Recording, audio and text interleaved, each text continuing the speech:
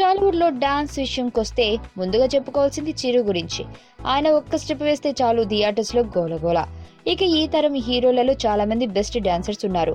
వారు అల్లు అర్జున్, ఎన్టీఆర్, రామ్ చరణ్, సాయి ధర్మతేజ్ వంటి వారు తమ డాన్సులతో అదరగొడుతున్నారు.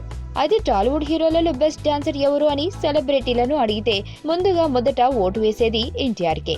ఎందుకంటే కొరియోగ్రాఫర్ చెప్పే స్టెప్పులు ఎలా చేయాలని శిక్షణ తీసుకునే టైంలోనే వాళ్ళు చేసే స్టెప్పులు చూసి అప్పటికప్పుడే ఎన్టీఆర్ చేసేస్తాడు. మహా అయితే 1-2 సార్లు ప్రాక్టీస్ చేస్తాడు అంతే. ఇక మిగతా హీరోలు అయితే ఖచ్చితంగా శిక్షణ తీసుకుంటారు.